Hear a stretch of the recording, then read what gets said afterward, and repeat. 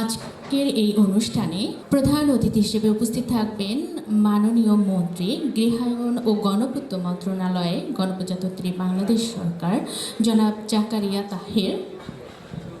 বিশেষ অতিথি হিসেবে আমাদের মাঝে উপস্থিত থাকবেন বীর মুক্তিযোদ্ধা জনাব মনিরুল হক চৌধুরী এমপি, মাননীয় সংসদ সদস্য, সংসদীয় আসন কুমিল্লা ৬, বাংলাদেশ জাতীয় সংসদ।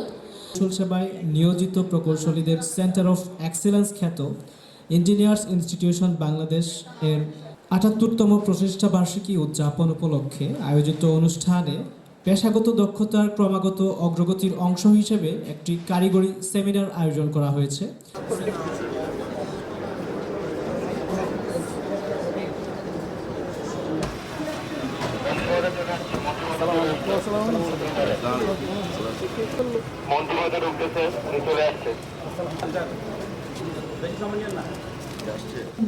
من قرة أعين جزاء بما كانوا يعملون.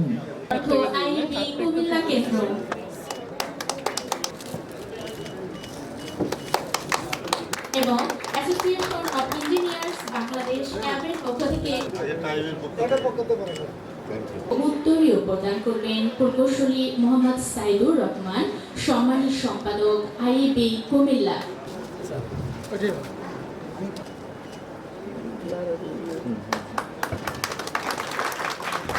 ফুলের শুভেচ্ছা প্রদান করছেন প্রকৌশলী মোহাম্মদ আশরাফ জামিল, রিয়াজুল ইসলাম রিজু মহোদয়কে।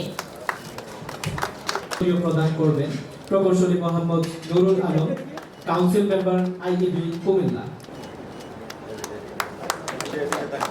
Ishrat Jahan women chapter.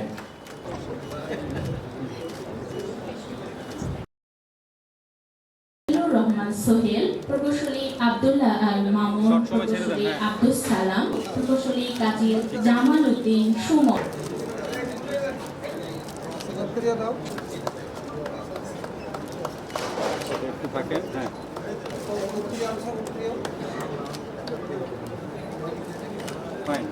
প্রকৌশলী মোহাম্মদ আব্দুর রাজ্জাক।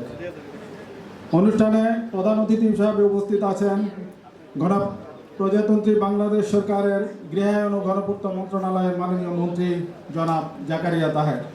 বিশেষ অতিথি হিসাবে আরও উপস্থিত আছেন জনাব মনিরুল হক চৌধুরী, জাতীয় সংসদের সংরক্ষিত মহিলা আসনের মাননীয় সংসদ সদস্য প্রকৌশলী মাকদিয়া মুমতাজ, ইঞ্জিনিয়ার্স ইনস্টিটিউশন বাংলাদেশের প্রেসিডেন্ট এবং রাজুকের সম্মানিত চেয়ারম্যান প্রকৌশলী মোহাম্মদ রিয়াজুল ইসলাম রিজু। অনুষ্ঠানে সম্মানিত অতিথি হিসাবে আরও উপস্থিত আছেন বিশিষ্ট জুলাই যোদ্ধা এবং বাংলাদেশ সরকারি কর্ম কমিশনের সম্মানিত সদস্য অধ্যাপক ডক্টর চৌধুরী সাইমা ফেরদৌস।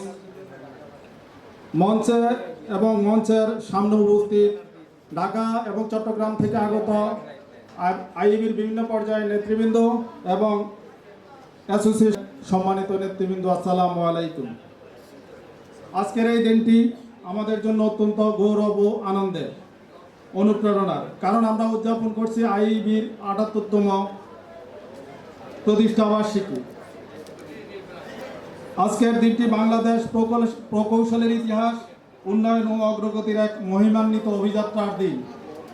৭৮ বছরের এই দীর্ঘ পথ চলায় আইবি শুধু প্রকৌশলীদের একটি সংগঠন হিসাবে কাজ করেনি, বরং জাতীয় উন্নয়নে প্রতিটি গুরুত্বপূর্ণ অধ্যায়ে একটি দিক নির্দেশনামূলক প্রতিষ্ঠান হিসেবে ভূমিকা পালন করেছে। ভাষা আন্দোলন থেকে শুরু করে শহীদ প্রেসিডেন্ট জিয়াউর রহমানের স্বাধীনতার ঘোষণা, মহান মুক্তিযুদ্ধ, ৭ই নভেম্বরের ঐতিহাসিক বিপ্লব, ৯০-এর স্বৈরাচার বিরোধী আন্দোলন, ২৪-এর গণ অভ্যুত্থান ও স্বাধীন বাংলাদেশ পুনর্গঠন থেকে শুরু করে আজকের আধুনিক অবকাঠামো নির্মাণের সবখানে প্রকৌশলীদের অবদান অবিস্মরণীয়।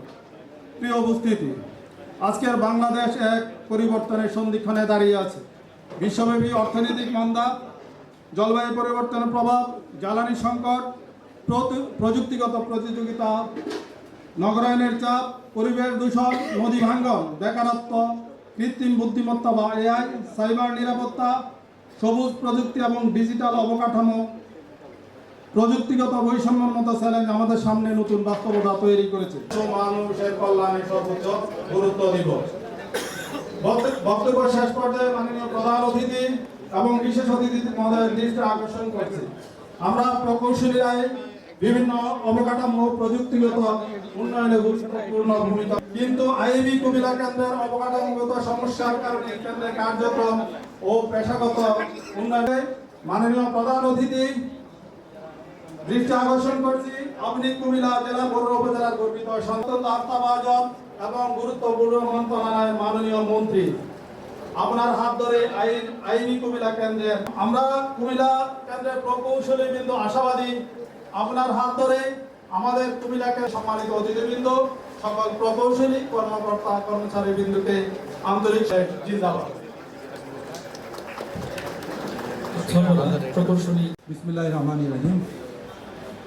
আইইবি কুমিল্লা সেন্টার আয়োজিত আজকের এই সেমিনার এবং আজকের অনুষ্ঠানে সম্মানিত প্রধান অতিথি আমাদের গণপ্রজাতন্ত্রী বাংলাদেশ সরকারের মাননীয় গৃহমন্ত্রী জনাব জাকারিয়া তাহের উপস্থিত আছেন। আজকে কুমিল্লার যে মাননীয় সংসদ সদস্য বীর মুক্তিযোদ্ধা জনাব মনিরুল হক চৌধুরী, প্রকৌশলী মার্দিয়া মমতাজ মাননীয় সংসদ সদস্য, উপস্থিত আছেন আইইবির সভাপতি সম্মানিত প্রেসিডেন্ট প্রকৌশলী মোহাম্মদ রিয়াজুল ইসলাম রিজু, আছেন আমাদের এই আইবি কুমিল্লা সেন্টারের মাননীয় সভাপতি প্রকৌশলী মোহাম্মদ আব্দুর রাজ্জাক সহ উপস্থিত যারা ইঞ্জিনিয়ার সহ যারা আছেন সবার প্রতি সালাম এবং কৃতজ্ঞতা।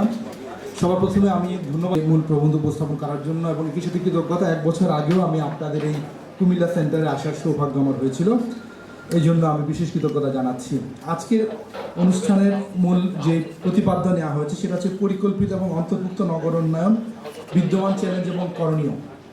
আপনারা যারা প্রকৌশলী, আপনারা দেশ গড়েন, শহর গড়েন, গ্রাম গড়েন, অবকাঠামো তৈরি করেন এবং এই সকল অবকাঠামো তৈরি করার যে উদ্দেশ্য সেটা হচ্ছে যে আপনাদের উন্নয়নের ছোঁয়া যেন সবাই পায়, যেন অন্তর্ভুক্তিমূলক উন্নয়ন হয় এবং পরিকল্পিত উন্নয়ন হয় এবং সারা বাংলাদেশের উন্নয়ন যেমন হচ্ছে সেটা যেমন সত্য, ঠিক তেমনি সেই উন্নয়নের ক্ষেত্রে অনেক ধরনের চ্যালেঞ্জ আছে। প্রায় 53 বর্গ কিলোমিটার থেকে সেটা 285 বর্গ কিলোমিটারে সম্প্রসারণ হওয়ার সম্ভাবনা দেখা দিয়েছে। তাহলে দেখেন প্রায় 4-5 গুণ বড় একটা শহর হতে যাচ্ছে। পাশাপাশি কুমিল্লা শহরের জন্য বাংলাদেশের অন্যান্য বড় শহরের জন্য যেটা হয় উন্নয়ন কর্তৃপক্ষ তৈরি করা হয়, যারা শহরের উন্নয়ন নিয়ন্ত্রণ, বিল্ডিংয়ের নিয়ন্ত্রণ এবং বিল্ডিং যেন সঠিকভাবে হয় এবং অন্যান্য পরিকল্পনা সঠিকভাবে হয় সেজন্য উন্নয়ন কর্তৃপক্ষ আছে এবং এই সরকার এসে কুমিল্লা উন্নয়ন কর্তৃপক্ষ বিল অনুমোদন করেছে। তাহলে দুটো গুরুত্বপূর্ণ ঘটনা হচ্ছে। পাশাপাশি আরেকটি করে দিতে পারলে আবার এইটা কি পরিবেশ সংরক্ষণ করতে, বায়োডাইভার্সিটি সংরক্ষণ করতে ভূমিকা রাখবে। তাহলে যেই দিঘিগুলো আমাদের সম্পদ, সেটাকে আমরা মনে করি দিঘি ভরাট করলে এখানে কয়েক কাঠা দিঘি ভরাট করতে পারলে আমার কোটি কোটি টাকার কথা আমরা চিন্তা করছি। তাহলে এই যে দিঘিগুলো যেন রক্ষা করা যায়, সরকারের আইন আছে, পরিবেশ আইন আছে, কিন্তু আইন থাকলে তো হয় না, সরকার যদি প্রয়োগ না করতে পারে দিঘিগুলো কিন্তু ভরাট হয়ে যাচ্ছে। তাহলে শহরের মধ্যে দিঘিগুলো রক্ষা করার জন্য সরকারের আইন, পাশাপাশি যারা দিঘির মালিক তাদের জন্য প্ল্যানিংয়ে বলা হয় প্রণোদনা দিতে হয়, তিনি কেন দিঘিটা রক্ষা করবেন।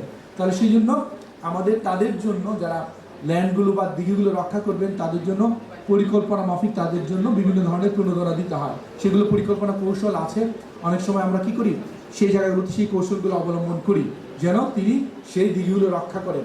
এভাবে পরিকল্পনা যদি করতে পারি তাহলে সকল এলাকার জন্য সকল ধরনের সুযোগ সুবিধা থাকবে।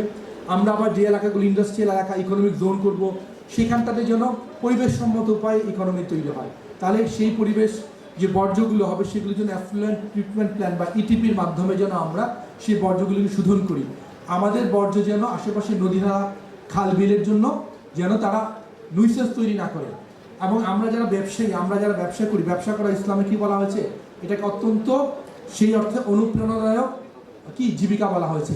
কিন্তু আপনি একজন ব্যবসায়ী, আপনার ইনকাম হচ্ছে ভালো, আপনি কর্মসংস্থানের সুযোগ করে দিচ্ছেন, কিন্তু আপনার ইন্ডাস্ট্রির পলিউশন যদি আশেপাশে নদী নালা খাল বিলে যায়, সেই দূষণটা কিন্তু সেই এলাকায় ছড়িয়ে যাবে এবং তার মাধ্যমে কি হবে, পুরো এলাকাটা পলিউটেড হয়ে যাবে। তাহলে এই পলিউশনটা পরবর্তীতে রাষ্ট্র চাইলেও কী করতে পারে, সামাল দিতে পারে না। আমাদের যে টয়লেটের বর্জ্য যদি আমরা সরাসরি খালে দিয়ে দিই তাহলে সেটার পলিউশন সারা শহরে ছড়িয়ে যায়। তাহলে আমাদের এই যে সেপটিক ট্যাঙ্ক যেটা আমাদের আইনে বলা আছে সেটার মাধ্যমে আমাদের কী করতে হবে, বর্জ্য ব্যবস্থাপনা করতে হবে।